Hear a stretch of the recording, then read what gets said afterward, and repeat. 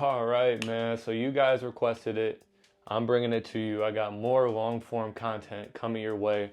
And in these videos, I'm just going to keep it simple, man. I'm going to give you guys as much value as possible. A lot of it's going to be unedited, unfiltered. And I just want to help you guys go from rock bottom to a point where you can battle low periods of motivation. If you're struggling with consistency or discipline, that becomes a thing of the past. And you really just develop the habits, but most importantly, the mindset to sustain this success. So just diving into it, we're going to start with the first video. Make sure you like, subscribe, turn on those notification bells as well, or that notification bell. That way you get updates whenever I drop a video, because I'm going to be dropping a lot more content like this a lot frequently. So just starting off, right, the first video we're going to dive into, or the first topic that we're going to dive to, is the 3 phases of a masculine comeback, right? I'm going to show you how to rebuild after you've let yourself go. And I'm talking about rock bottom. You know what I'm saying? Like, most men, they wait until life smacks them in the fucking mouth to change. This is the roadmap that I use to go from lost, broke, soft, you know what I'm saying, to more focused, more driven, and leading from the front. So if you've been struggling with any of those things, pay attention, listen up, because I'm going to be dropping a lot of value, a lot of sauce for you guys. So phase 1, right? Let me just get into it. And look, this is my first video, all right? So it's going to be a little rough. I don't give a fuck. I'm not going to edit this shit. I'm not going to, you know what I'm saying, switch it up or do all these mass transitions. I'm just going to give it to you guys raw and unfiltered. And I feel like that's what most people want nowadays. You know what I'm saying? Like, a lot of this content is so polished, and it's coming from individuals that really haven't done anything in their lives or experienced any hardship. And so they get on camera, you know what I'm saying? They talk a good game, but people can always tell what's raw and real and what's authentic. So I'm just gonna give you guys the real, man. And if you like my content, you like it. If you don't, you don't. I don't give a fuck either way. You know, you can stay for the show. You can leave if you want, but one thing I can tell you is there's going to be a lot of value in these videos. So just starting out, we're going to talk about phase 1, right? Phase 1, what does that look like? That looks like rock bottom. God damn. Yeah, you know what I'm saying? When I write fast, my mind moves fast. Sometimes my words look like that. Sue me, you know what I'm saying? But what it looks like, right? That can look like anything from letting yourself go or letting your body go, right? You let your body go, you get soft, you start working out, or you stop working out. Could also look like being addicted to vices. Addicted to devices, so that could be anything from porn, could be weed, could be alcohol. Shit, man, it could even be sex, you know what I'm saying? Like, a lot of men waste their life force energy on not only porn, but going out and chasing women constantly, spending money on dates, spending money on OnlyFans. Like, I know you guys are doing it. It's crazy, the market for OnlyFans. Y'all need to stop that shit. But basically, it's, you know, a sum of these vices: porn, alcohol, weed, sex, right? So all of these things could also look like relationship strain. So your relationships, they start to go down the drain. If you got a girlfriend, if you got a family, if you got kids, friends, you know, you kind of just let yourself go. And because you're basically pouring from an empty cup, or you're trying to, you know, give to everybody else in your family, but it's from an empty cup, they're just getting a half-assed version of you, you know? So on top of that, you'll also notice that you're probably anxious, angry, depressed. Just a wide range of emotions that you really don't want to be in, man. So I can relate, you know, like when I hit rock bottom, I was 21, 22 years old. My son had just been born, and that was a great time in my life, don't get me wrong, but like myself as a man, I just wasn't where I wanted to be. I was smoking weed every fucking day, you know what I'm saying, multiple times a day. Like I was literally high all day. I was hanging out with people that, you know, they taught the good game. They had somewhat goals and aspirations, but every time we would just link up, it just looked like us smoking weed, and then we wouldn't even put in work where we were supposed to be putting in work, whether that was a creative vision, whether that was working on a business idea. Like we would just link up and get high, and that would be it. You know what I'm saying? I was also drinking every now and then. Like I wasn't drinking every day, but you know, every couple of days, every weekend, I'd go out and, you know, just kind of like link up with the same people. And it just got to a point, man, where I looked at myself in the mirror. I was 140 pounds, like 145 pounds. I was underweight because I was stressed from smoking all the time, right? Like I'd trick my mind, or I'd lie to myself and be like, oh, I need to smoke to be creative. But smoking would just make me lazy and lethargic, and then I wouldn't work, and I would just end up in that, you know, habitual loop of bad habits. And on top of that, what I thought was making me horny, so then I would indulge in porn, which would then make me even more depressed, because I'm like, yo, like I'm just wasting my life force energy. But I say all that to say, like, you can see how it just, like, one habit compounds into another habit, right? It seems innocent, but like I would smoke weed, and then I would go and I'd eat bullshit, and then I'd be lethargic and lazy, and then I wouldn't have any like purpose, or I wouldn't be headed in any direction, and I'd get overwhelmed and stressed from the regular shit of my day. And then I'd be so stressed that I would use porn as an escape, and then every single day it would just turn into this like habitual loop of negative habits. And I just got to the point where I looked at myself in the mirror and I was severely underweight, and I was like, nah, I gotta fucking make a change. You know what I'm saying? Like my son wasn't even a couple months old, but I just remember looking at him and being like, I can't be this version of myself for the rest of his life. I gotta show up and be the man that I needed when I was growing up. Another part of my story is my dad wasn't really there when I was growing up. I did have my grandpa, who was a strong, traditionally masculine father figure, but he passed at a young age. So it was like I became the man of the house, and all the trials and tribulations that I had to learn as a man, I basically learned on my own. So rock bottom is where most men wake up, and it's good because it's not the end. It's just a sign that it's time to rebuild, right? So I'm gonna give you the steps how to get out of that shit, because nobody likes to be at rock bottom. I do feel like it is a necessary phase in life, though, right? Because if you never experience hardship, or if you never go through bullshit, you don't even know what you're capable of as a man. Now, I've been through so much bullshit that when anything comes my way, you know, it could be anything. It could be like an unexpected it could be just like an unexpected series of events. It doesn't faze me as much because I've been through so much that I know how to combat it mentally, most importantly, more than anything. So I'm gonna give you the steps out of phase one, right? Let me just write that down. Steps out of phase one. So the first step is you want to kill the comfort. What does this look like? This basically looks like identifying any vices, like the main vices that are holding you back, and just start out with 1 to 2, right? Like if you're smoking weed, watching porn, drinking alcohol, you know, chasing women and just having like unfulfilling sex, you don't need to just like be like, okay, tomorrow I'm gonna wake up and I'm gonna do none of them, because what's gonna happen is you're just gonna end up relapsing, dude. So just pick 1 to 2, right? You can cut out 1 to 2 vices that are your main priority. So if it's like smoking weed and porn, start there.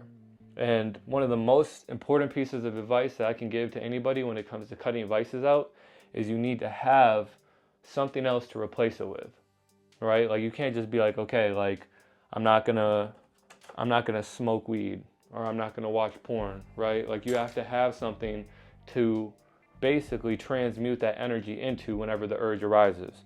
So for me, whenever I'd be like, okay, like I want to watch porn or I want to get high, I would transmute that with physical activity. And this is where the gym comes into play, because if you have no purpose in life or you have no other outlets, it's going to be easy to stay victim to these vices. You need to come up with another vice, in a sense, or outlet that you can pour that energy into, whether that's the gym, whether that's building a business, whether that's something creative like painting, drawing, making music. It doesn't fucking matter. You just have to find something. And I'm sure all of you have a passion, right? A passion that you love. It could be anything. It could be a sport, it could be golf, it could be anything, just something active, right? That you can take that energy and put it into something else that's positive. So don't just try to cut this shit out cold turkey. Have something that you can replace it with. That's my biggest piece of advice. Another step out of this is you need to own everything, right? Basically take radical accountability. Yeah. So you need to own everything, and you need to take radical accountability, okay? Like, basically get to the point where you just accept that everything is your fault, and the reason why you're in the position that you're in is because of your own doing, right? If you constantly blame everybody else, if you blame your mom, if you blame your girlfriend, if you blame the fact that you had a kid when you weren't ready, you're just going to stay a victim, and you're never going to be able to actually control your mind and get it to the point where you can make a significant amount of change. So you have to wake up. You have to take that accountability. You have to put that responsibility on yourself, especially as a man. And guess what? That alone is going to develop another level of respect and self-confidence in you, and the people around you will be able to feel it. So everything is your fault, bro. I don't know what to tell you. If you're fucking sensitive over that shit, stay average. You know what I'm saying? And the last one is you want to anchor.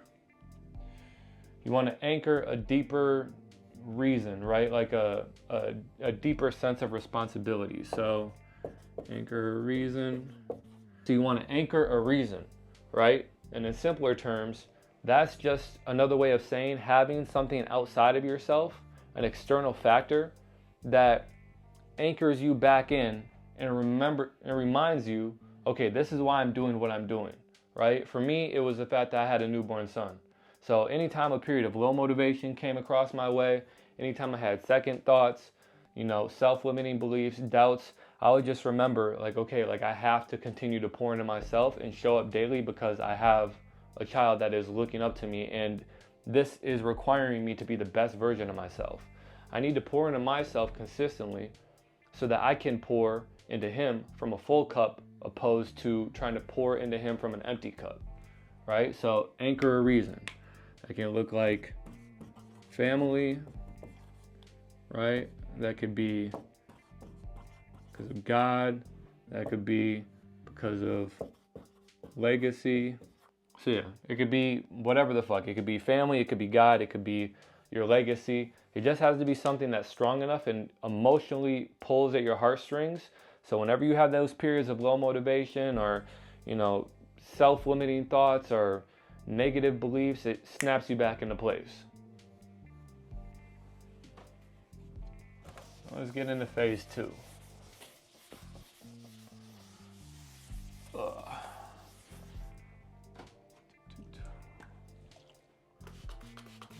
keep this organized. Phase 1 is always the most annoying part, man. It's always the most annoying phase because you literally feel like you're going absolutely batshit crazy. You know what I'm saying? That's when you probably start losing friends, falling out with friends, start falling out with family. Just hate what you see when you look into the mirror. And to be honest, most people, they don't even make it out of that phase.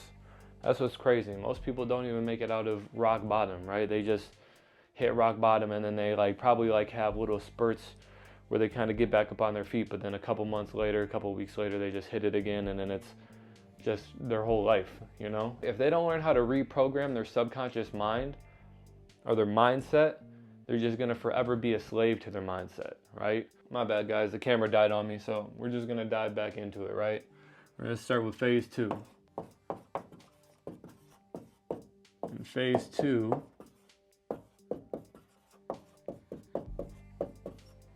is the rebuild phase. This is when you're gonna pull yourself out of fucking rock bottom, okay? This is what most people don't have the strength to do. And I'm not talking about physical strength, I'm talking about mental strength. So there's a couple things that you're gonna have to know and a couple mindset shifts that you're gonna have to develop to even be able to pull yourself out of rock bottom. First one, and this changed the whole game for me, right?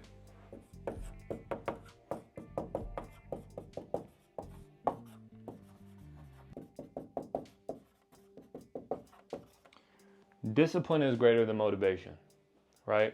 A big reason why I could never get the results that I was looking for, I couldn't start progressing in any area of life, is because I believed, like a dumbass, that I need to be motivated before I need to take action.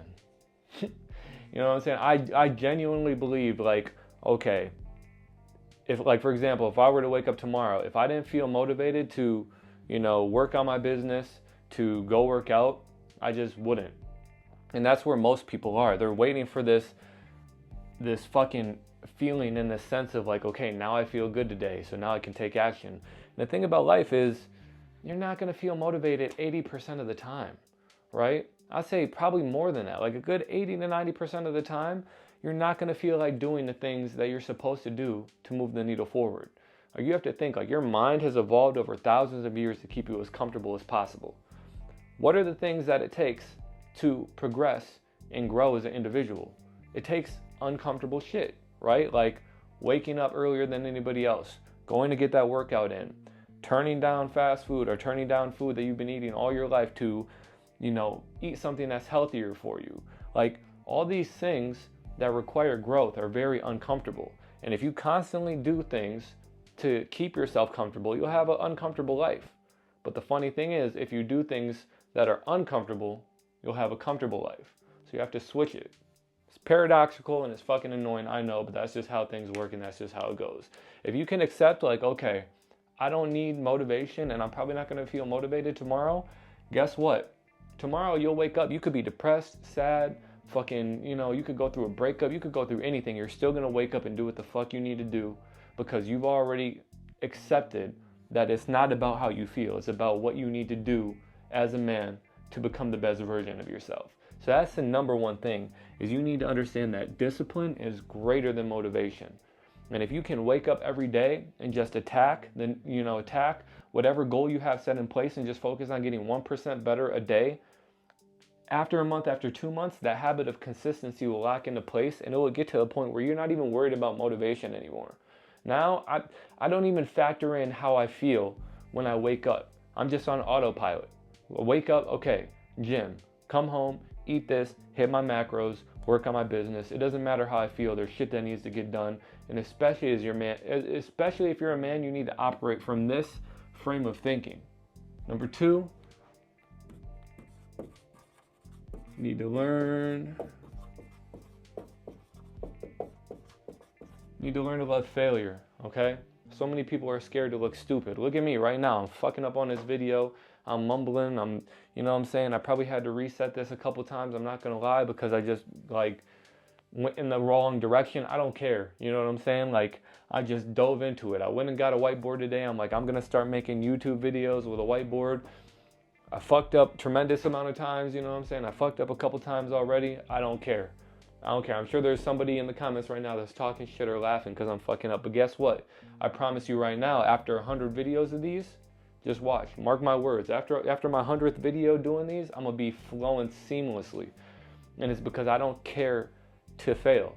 The more I fail, right? I'm gonna teach y'all something, right? What I learned is I used to do door-to-door sales, cold calling sales, B2B sales, like in the trenches, like out in California. I would literally go out and knock on doors and I was trying to sell security systems for ADT. I don't know if any of you know what ADT is, but you can look it up. It's a security system. And the reason why most salespeople fail is because, for example, if you walk up to a door and you try to sell somebody and they slam the door in your face, most people are going to get discouraged, right? They're going to be like, okay, like, you know, where do I go from here? They're like, when they go to the next door, right, they're going to kind of have a crack in their confidence because they just got the door slammed in their face. Me, I operated from a different realm. I operated from, let me get the door slammed in my face as many times as possible, because I guarantee you by the time I knock on that 100th door, I'm going to be so cold at handling any objection that comes my way that they're not going to slam the door in my face. And if they do slam the door in my face, guess what? I'm going to go to the next fucking door and I'm going to close that sale. So you got to think of failure as something that's positive, right? If I told you right now it was going to take you 30 no's to get to your intended desired outcome, right? If I told you right now you had to be told no 30 times to hit that financial goal that you're trying to hit, how fast would you be trying to hear those 30 no's, right? Think of it like that. You need to change your perspective around failure. And when you do that, the world is yours. So remember, discipline is greater than motivation. You got to learn how to love failure. And then another thing is you want to start stacking wins. So this could be like waking up early. This could be like hitting your macros. This could be like hitting your workout. Excuse me. So waking up early, hitting your macros, hitting your workout, man. If you start stacking wins and if you start doing these 3 things every single day, I guarantee you, right? By the end of the month, you're going to have a level of self-confidence in yourself that's crazy, because you know, like, okay, no matter what happened this month, I woke up earlier than I normally do, right? I normally woke up at 10 a.m., 11 a.m. Now I woke up at 7 a.m. every day this month. Also, I hit my macros on point. I got in the right amount of protein that I was able to get in. And then on top of that, I did a workout and I actually pushed myself, right? You have to understand that competence, right, leads to accomplishments, which then leads to confidence. So a reason why so many people aren't confident and they have no self-confidence is because every time they tell themselves they're going to do something, they don't fucking do it. They fall through, right? So they have no belief in themselves. But guess what? If you wake up early every day this month, go hit a workout, come home, hit your macros, and you do that repeatedly every day, regardless of how you feel, at the end of a month, 2 months, you're going to notice that your body starts changing, right? And that competence led to an accomplishment, which leads to confidence. So it starts with yourself.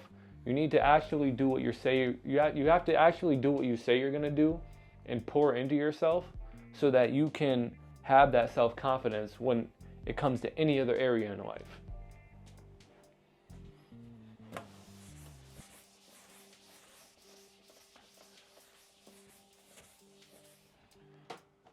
Goddamn, man.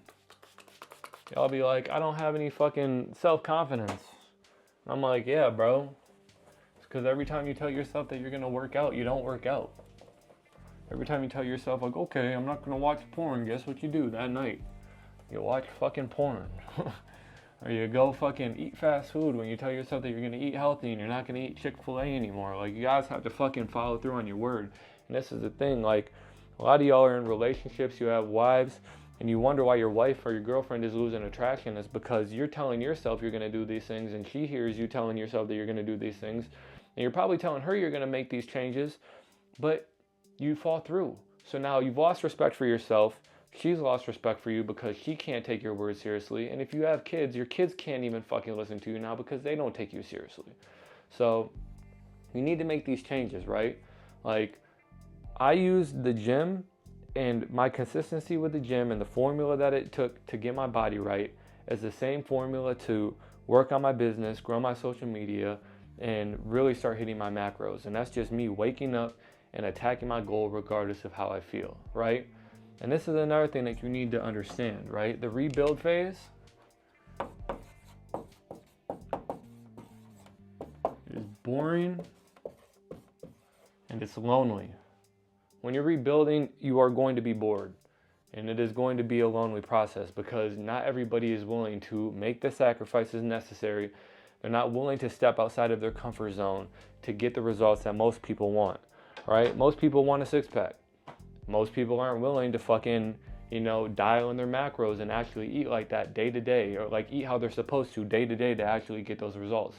Most people aren't willing to, wake up a little bit earlier, an hour earlier, if they have other responsibilities in the day, to go do a workout before they go to work or before they deal with their family. So during this phase, don't try to find a fucking gym partner. Don't try to find, like, you know what I'm saying, get your friend to do it with you. Like, if you have a friend that's on a similar path and they have similar goals and they're actually showing you, like, okay, like, I'm trying to do this, then yes, you can work with them, but don't try to fucking force anybody's hand to work with you, man. Like, I know for me personally, I had a lot of friends that I was trying to get on this path with, and I had to end up cutting a lot of them go, you know what I'm saying? Like, or just distancing myself.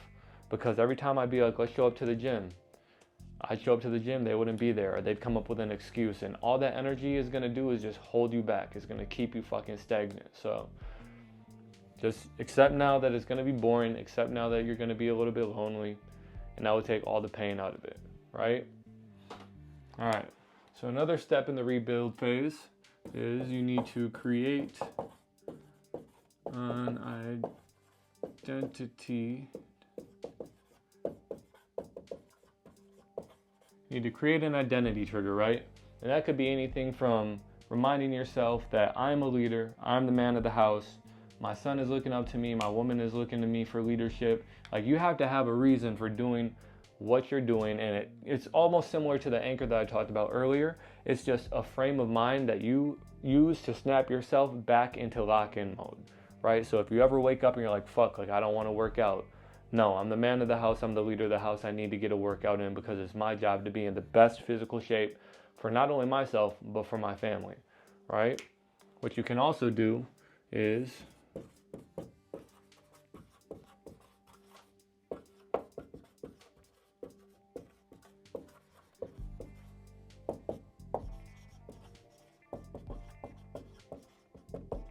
you can get around stronger men, or you could get into a mentorship.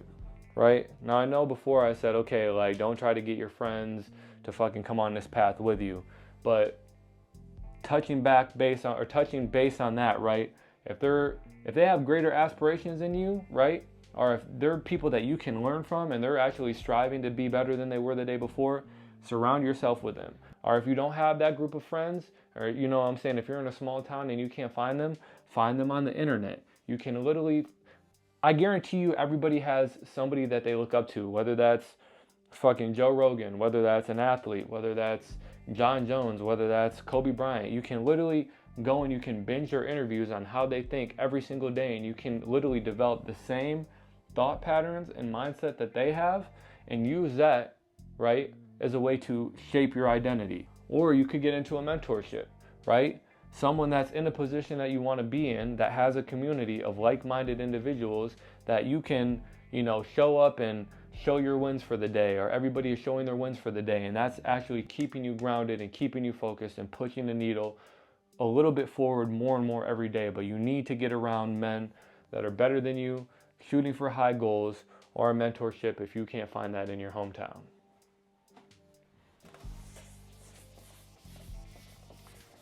I think one of the most frustrating things too is, like, when you're on this path, you're trying to self-improve. It's just frustrating, man, because it's like, damn, like, nobody's trying to come on this journey with me. You just end up feeling like you're crazy, right? Because so many people are gonna be like, oh, bro, like, you don't need to go to the gym that much. You don't need to work that much. You don't need to study that much. It's like, no, fam, I do. Like, I do. I don't like the position that I'm in. I don't like the situation that I'm in. And I need to get the fuck out of it. And the only way that I can get out of it is if I'm extremely uncomfortable, right? So the third phase, phase 3, we'll call this rise, right?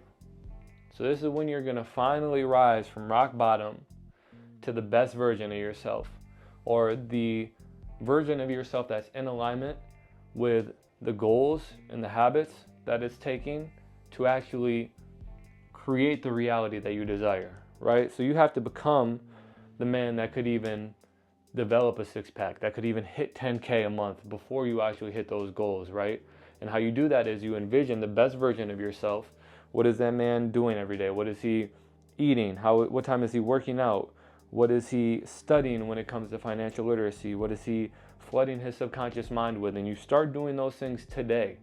You don't wait till tomorrow or, till Monday, till next week. You start today.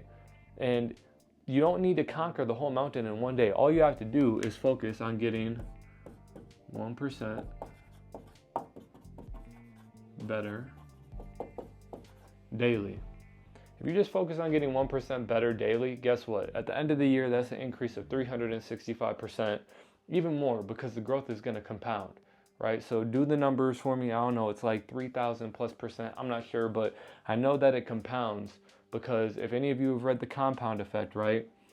When you start out with something, like it could be a fitness journey, this is what the growth is going to look like on a graph. You're going to fuck up, you're going to get a couple periods of good results, you're going to struggle, you're going to struggle, you're going to struggle, and then there's going to be a period where you just fucking shoot up. And that's what your growth is going to look like on a chart. But it only comes if you show up every single day and you don't worry about how you feel, right? You got to get to that point where all of your compounded efforts skyrocket. And it's typically after 6 months, a year, 2 years. And that's why most people don't get results, because most people, right, they quit like right there. You know what I'm saying? They'll quit right there.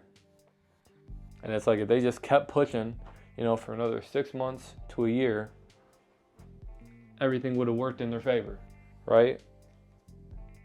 So you have to literally not dissociate from your emotions, but you need to take the importance out of your emotions, because on any journey, whether it's growing a brand, growing a business, getting your body right, hitting your financial goal, you're going to fuck up.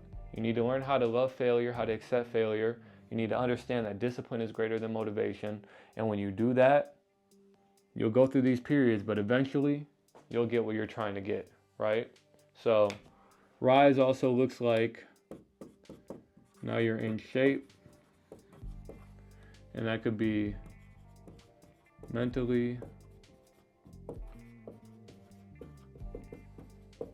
physically,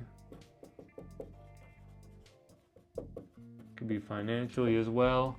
You're just in shape, and you can tell, like, your energy might be different, how you move might be different. People are starting to give you compliments, like, oh shit, like I see like your physical transformation is coming in. You might be more patient, more understanding. You might be better at saving money, better at investing. You have to be able to recognize, like, okay, when this transformation is starting to work, you need to be able to understand, like, okay, like all the work that I've been putting in is finally paying off. It wasn't for nothing, So another version of that, right, is you'll notice when you replace comfort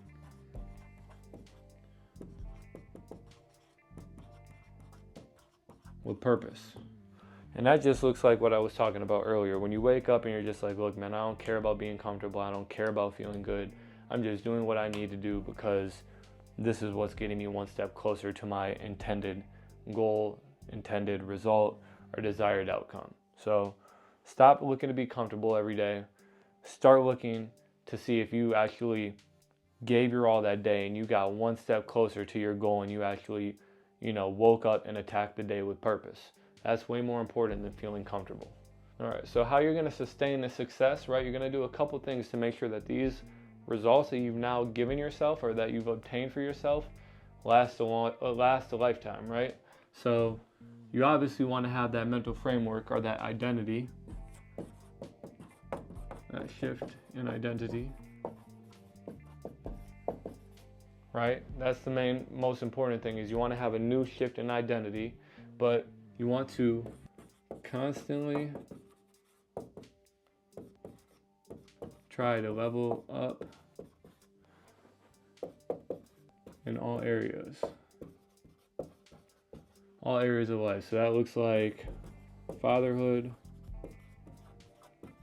That looks like in your faith, fitness, and finances. And then we'll put that you need to constantly level up in all areas. Now that's in your fatherhood, faith, fitness, finances, family. I know family and fatherhood are the same thing, but you need to constantly keep your foot on that gas. Don't take your foot off of the gas just because you got a little bit of results. And that's where most people fuck up, right? They work out for 6 months, they start seeing some results, and they start eating like shit again, or they stop going to the gym. The same thing with their finances. They get a little bit of money, and then they stop, putting that money into investment opportunities or things that actually got them to the position that they were going to. They just revert back to their old ways, and that's just going to give you a similar outcome to what you had before. So once you level up, you realize that, fuck, now I got to maintain all this shit, and you have to keep your foot on the gas. So yeah, those are the 3 phases of a masculine comeback. Phase number 1 being rock bottom. Phase number 2 is the rebuild phase. And then phase number 3 is when you rise and you actually sustain the results that you've gotten and you maintain that success over a long period of time. So you also have to remember that rock bottom doesn't mean that you're broken, right? It's just a signal that you're ready to rebuild. And you can either stay in the pits, right? Or you can fucking climb out of them. And you can do it on your own, man. Like, it's very simple. It's not, let me reshape how I say this, right? It's simple, but it's not easy. The steps are very simple, but it is not an easy path. So you need to understand, like, okay, if I'm gonna do this, I have to give it my all. I need to wake up and understand that it doesn't matter if I'm motivated or how I feel. I need to take action. You need to learn to love failure so that you're more excited to fail and you can get one step closer to what you're trying to do daily. And you got to get the fuck out of your own way. So comment below in the comments, so leave a comment below which phase you're in, right? Are you in phase 1, rock bottom, phase 2, the rebuild phase, or phase 3, where you've risen out of the depths of fucking mediocrity and now you're trying to sustain that success? I'm gonna leave a link to my dopamine reset in the description, a resource that I'm giving to you guys at no charge, just a good starting point to help you, reshape your identity and help you kill off any self-limiting belief or any negative thought patterns that are holding you back. And then you can follow me on Instagram at Riel's Revenge.